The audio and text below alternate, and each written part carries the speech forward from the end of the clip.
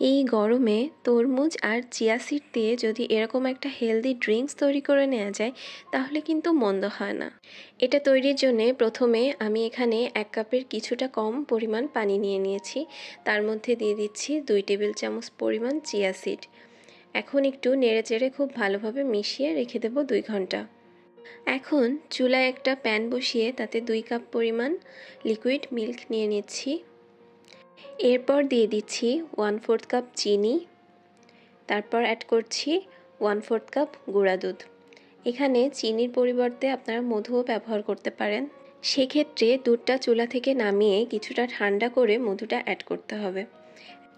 এখন দুধটা একটু ঘন করে জাল করে নিতে হবে যাতে দুধের পরিমাণটা প্রায় 1.5 কাপের মতো হয়ে আসে। দেন চুলা অফ করে ঠান্ডা করে নর্মাল ফ্রিজে 1 ঘন্টার জন্য রেখে দিতে হবে। এই ড্রিঙ্কসটার অন্যতম মেইন ইনগ্রিডিয়েন্টস কিন্তু এই তরমুজটা। আমি এখানে 1 স্লাইসের মতো তরমুজ নিয়ে নিয়েছি, সেটাকে এভাবে ছোট ছোট টুকরো করে কেটে নিচ্ছি। ছোট বা বড় যেরকম শেপ ইচ্ছে আপনারা সেরকম শেপের করে কেটে নিতে পারেন। এখানে আমি 1 কাপের মতো তরমুজ ব্যবহার করেছি। এরপর নিয়েছি কিছু কাজু বাদাম, কিছু কাঠবাদাম আর কিছু পেস্তা বাদাম। একে একে বাদামগুলো কুচি করে নিব।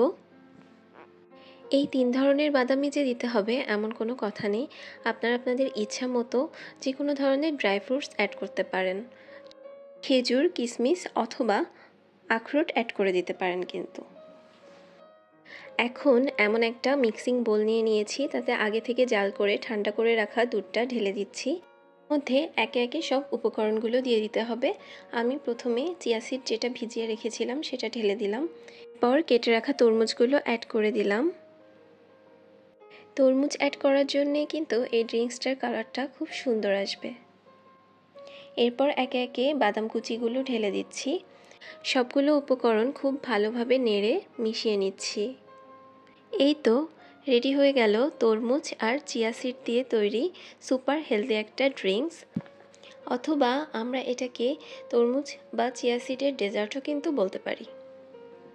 এখন গ্লাস বা বাটি যেটাতে ইচ্ছা আপনারা আপনাদের ইচ্ছা অনুযায়ী সার্ভ করে নিতে পারেন। আমি এখানে প্রথমে গ্লাসে পরিবেশন করে দেখাচ্ছি। গ্লাসে ঢেলে নেওয়ার পর উপর থেকে কিছু বাদাম কুচি ছিটিয়ে দিচ্ছি, এরপর বাটিতে পরিবেশন করে নিব।